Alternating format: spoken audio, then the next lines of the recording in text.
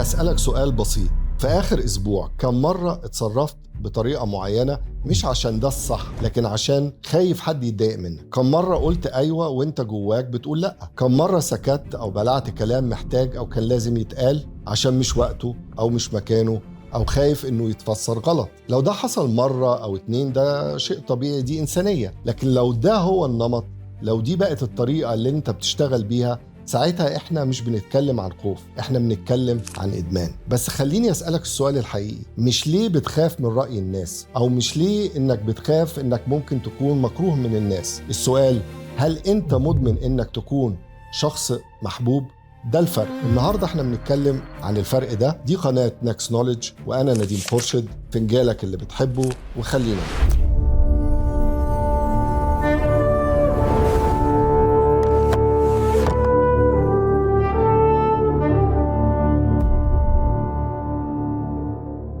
النهاردة هنتكلم من خلال أفكار كتاب اسمه The Courage to be Disliked، أو الشجاعة إنك تتكره، تأليف إيتشيرو كيتشيمي وفيوميتاكي كوجا. والكتاب اتكلم في شكل حوار بين فيلسوف وشاب. الكتاب مستوحى من أفكار عالم النفس النمساوي المعروف ألفريد أدلر، مش فرويد ومش يانج. أدلر اللي قال إن الإنسان مش مسير أو محكوم بماضيه، الإنسان دايماً عنده اختيار في كل لحظة، في كل موقف عنده اختيار. واحدة من أقوى أفكار إدلر هي فكرة المساهمة الاجتماعية، إن يكون ليك بصمة في الحياة، إنك تحس بقيمتك الحقيقية مش لما الناس تحبك لكن لما تحس إنك بتقدم حاجة ليها معنى. الفرق ده بين السعي أو الطلب أو إنك بتجري ورا إنك تكون إنسان محبوب قصاد إنك تسيب بصمة وقيمة في الحياة، هو المحور اللي هتدور حواليه الحلقة ديت. من أهم أفكار الكتاب هي فكرة اسمها فصل المهام أو The Separation of Tasks، وأنا شايفها أهم فكرة عملية ممكن تاخدها النهاردة. السؤال البسيط هو، هي دي مهمة مين؟ مهمتي ولا مهمة حد تاني؟ لو أنت أخدت قرار وقررت مثلا تغير مجال شغلك، يعني كارير باث جديد، أو قررت ترفض طلب لحد، أو فكرت تبدأ مشروع أو بيزنس جديد وبعدين وقفت عند الناس، هتقول ايه؟ او رد اللي حواليك هيكون ايه؟ ببساطة هقولك دي مش مهمتك. تعال ناخدها بتشبيه بسيط. تخيل معايا ملعب تنس وفي شبكة في النص، انت واقف في نص الملعب بتاعك، تقدر تتحكم في ايه؟ وقفتك، تركيزك، مسكتك للمضرب، ضرباتك، قرارك في اللحظة. تقدر تتحكم في الخصم هيصد ازاي، هيلعب كويس او وحش، هيشتمك ولا هيحترمك. لا، لو لعبت الماتش كأنك مسؤول عن مضرب الشخص التاني، هتخسر أعصابك قبل ما تخسر النقطة ويمكن الماتش كله. وده بالظبط اللي بنعمله في الحياة، بندخل العلاقات والشغل وبناخد قرارات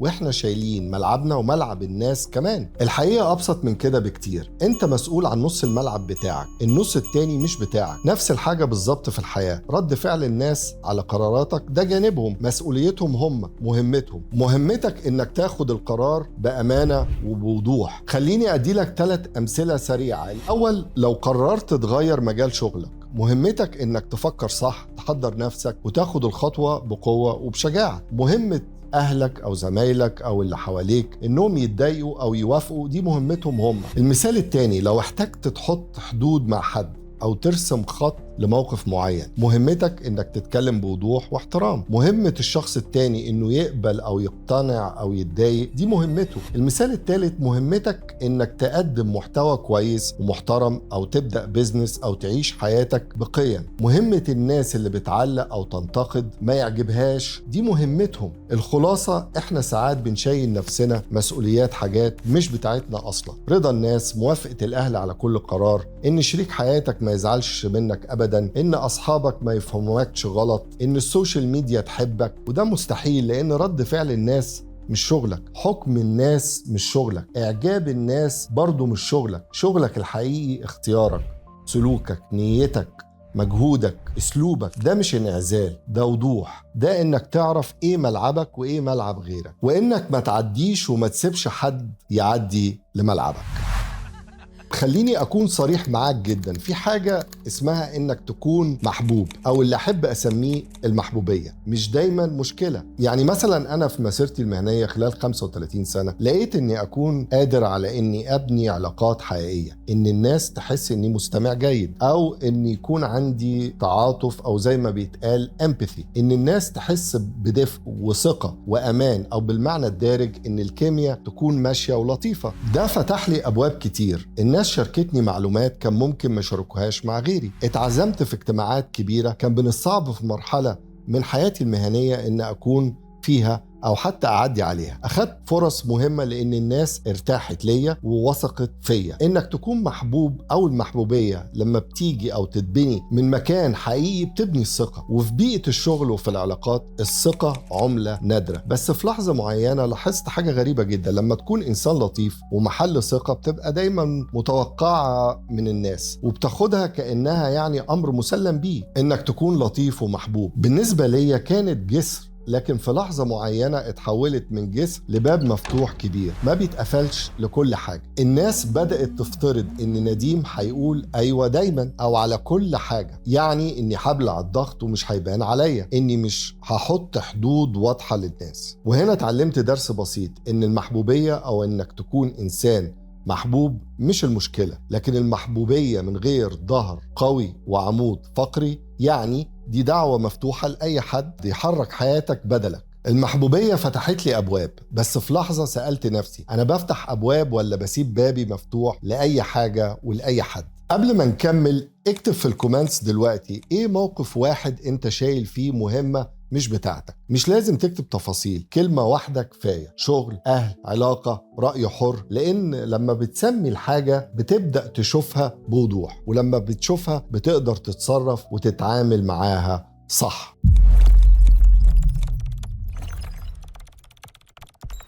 خليني أعرفك على مفهوم جديد أنا بسميه فاتورة اللطافة، أو فاتورة إنك تكون إنسان لطيف. إيه قصة فاتورة اللطافة دي؟ هي المجموع أو التوتال لكل حاجة بتدفعها عشان الناس تعتبرك إنسان كويس. البند الأول مهام إضافية بتتحط لك عشان أنت بتعمل الحاجة بقلب وبتعملها بضمير وصح. ده بيعرف يعمل اللي احنا مش قادرين عليه، أنت قول له وبس وملكش دعوة. البند التاني حد تاني بياخد الكريدت على شغلك. الفكرة دي كانت بتاعتك بس اللي قالها شخص تاني، ممكن يكون مديرك. البند التالت أيوة تلقائية لأي طلب حتى لو جواك بتقول مش دلوقتي أو مش عارف أو مش من حقه أصلا. البند الرابع الذنب، لما تقول لأ، إحساس إن دي خيانة، أو إنك مجرد إنك اخترت وقتك أو طاقتك على طلب حد تاني أكنك عملت عملة أو حاجة وحشة. البند الخامس شغل بكل طاقتك عشان ما تخيبش ظن حد فيك. البند السادس في فاتورة اللطافة في الآخر إرهاق،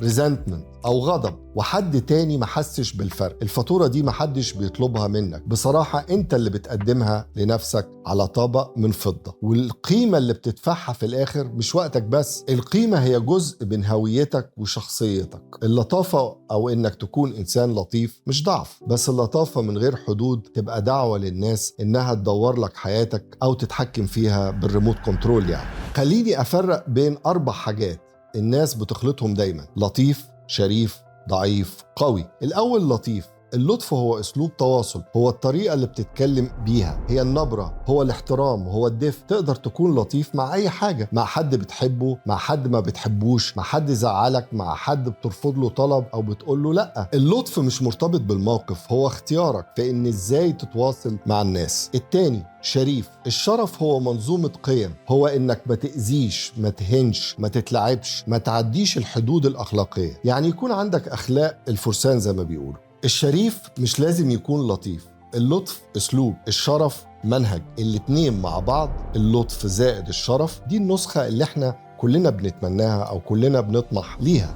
التالت ضعيف. الضعف مش في انك بتحس او بتتأثر، الضعف هو لما تخون مبادئك وقيمك، او تخون وقتك او صحتك او حدودك عشان مش قادر تتحمل ان حد يكون مش راضي عنك او مش قادر تواجهه. الرابع قوي.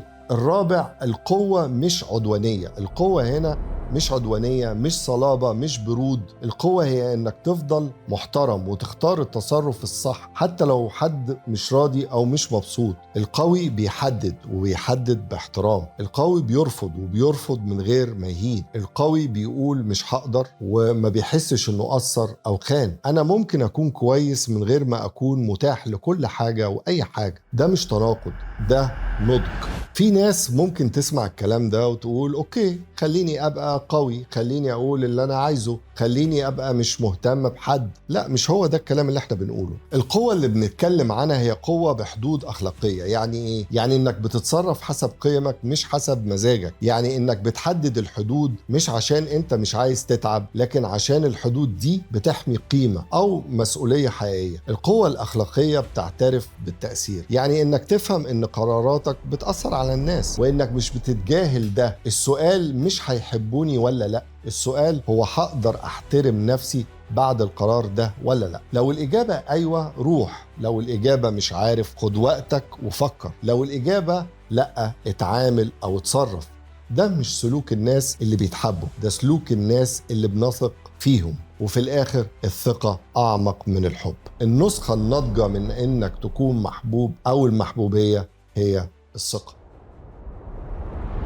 خليني ألعب دور المعارض لثواني، لأن الأفكار الكبيرة لازم إنك تتحداها وتواجهها. الاعتراض الأول ده أنانية. لأ، الأنانية هي لما تتصرف على أساس إنك تعمل اللي أنت عايزه بغض النظر عن أي حد تاني. إحنا مش بنقول الكلام ده، المعيار هنا مختلف. اتصرف حسب قيمك ومسؤولياتك. في فرق بين عايز وبين انك بتتصرف من خلال قيمك اللي انت بتحاول تحافظ عليها. الاعتراض التاني، النقد بالدال صح ولا غلط؟ ده سؤال ممتاز. النقد المفيد غير الضغط الاجتماعي. النقد المفيد بيتكلم في السلوك، بيقترح اقتراحات مبنية على ملاحظة حقيقية. الضغط الاجتماعي بيتكلم في الشخص وعن الشخص وبيكرس أو بيحط قواعد مش مكتوبة. يعني هدفه مش التطوير. اتعلم تفرق، ولما تقدر تفرق تقدر تستفيد من الأول وتتجاهل التاني. الاعتراض الثالث، لو الناس بتكرهني يعني أنا حر. لا، الكراهية مش دليل شجاعة. ممكن تكون بتتصرف في بعض الأحيان بغرور، ممكن تكون بتتصرف بإهمال، ممكن تكون بتخلط بين أنا حر وأنا مش مسؤول. الشجاعة الحقيقية مش في إنك تكون مكروه، الشجاعة الحقيقية في إنك تبقى على طبيعتك وتبقى نفسك حتى لما بيكون أسهل عليك إنك ممكن تختفي عن كل الناس. الاعتراض الرابع، القائد المفروض يكون محبوب. الحقيقة القائد بيبني ثقة، بيبني تواصل، بيبني دفء، مش بيبقى رهينة الرضا أو إرضاء كل اللي حواليه. القائد بيبني ثقة مش بيبني اعتماد. الفرق بين الاتنين هو الفرق بين القائد والمرؤوس. طيب النظرية كده واضحة، خليني أدي لك الإطار العملي. بسميه إطار عملي من 5 خطوات. أول إطار هو افصل المهمة. سؤال، دي مهمة مين؟ قبل ما تتصرف من خوف أو ضغوط وقف ثانية واسأل نفسك، هل الموقف ده في منطقتي، في ملعبي، ولا أنا بدخل في منطقة حد تاني وملعب حد تاني، ولا حد بيدخل في منطقتي وملعبي وأنا بسمح له؟ افصل المهمة، احمي القيمة. الفكرة التانية هي إنك لازم تحمي القيمة. السؤال، أي قيمة مهمة بالنسبة لك بيتم اختبارها دلوقتي؟ قيمة الاحترام، قيمة الأمانة، قيمة الصحة، الوقت، التركيز، العقل. سميها. لما تسميها بتعرف مين انت في الموقف ده. ادعو للوضوح، اتكلم بهدوء من غير دراما او دوشة. مش لازم انك تفسر وتشرح كل حاجة، مش لازم تطلب اذن، بس قول اللي عندك بوضوح ومن غير عدوانية. سمي الحد او سمي الحدود. قول اللي تقدر تعمله وايه اللي مش هتقدر تعمله. مش عايز او عايز، مش موافق او موافق، اقدر او مش هقدر، على اساس قيمتك ومسؤولياتك. الفكرة اللي وراها هي انك تستحمل الانزعاج او سوء الفهم البسيط. يعني يكون عندك مرونة انه ممكن يحصل سوء فهم مؤقت. سوء الفهم المؤقت دي اصعب خطوة. اسمح لنفسك ان ممكن حد يزعل منك لفترة بسيطة من غير ما تجري وتحاول تصلح مشاعر الكل. ممكن تخيب ظن حد وتفضل محترمه. الانزعاج المؤقت او سوء الفهم المؤقت مش نهاية العلاقة. سوء الفهم المؤقت جزء من الحياة، والناس في الغالب بتتكيف مع الأوضاع. في الآخر افصل المهمة، احمي القيمة، ادعو للوضوح، سمي الحد والحدود، واستحمل الانزعاج أو سوء الفهم المؤقت. عندك قلب وعندك كمان ظهر وعمود فقري. فاكر العملة اللي بدأنا بيها في أول الحلقة؟ كانت بتدور بين إنك تكون شخص محبوب أو شخص مكروه. النهاردة العملة بتقف على وجه واحد، وجه فيه كلمة واحدة، إيه هي قيمي؟ الحرية مش إنك تبقى مكروه، الحرية في إنك تبقى على طبيعتك وتبقى نفسك حتى لما يكون أسهل إنك تختفي. الرضا من غيرك هو قيمة مش أكسجين لازم تعيش بيه. والقائد الحقيقي مش اللي كل الناس بتحبه، القائد الحقيقي هو اللي يعرف يفرق بين النقد المفيد والضغط الاجتماعي. القائد عنده قلب وكمان عنده ظهر صلب وعمود فقري شديد. عجيب أن يحب الإنسان نفسه أكتر من الجميع ثم يهتم برأي الآخرين فيه أكتر من رأيه في نفسه. ماركوس أوريليوس كان إمبراطور وفيلسوف مشهور. اكتب في الكومنتس دلوقتي حاجة واحدة هتعملها النهاردة بشكل مختلف، مش بكرة، النهاردة. وإذا لقيت إن الفيديو ده فيه قيمة مهمة ليك وإضافة، أرجوك اشترك في القناة. الفيديو الجاي هيكون عن فكرة تانية بنفس العمق وبنفس المساحة. أشكركم. دي قناة نكست نوليدج وكان معكم نديم خورشيد، واشوفكم في الحلقة.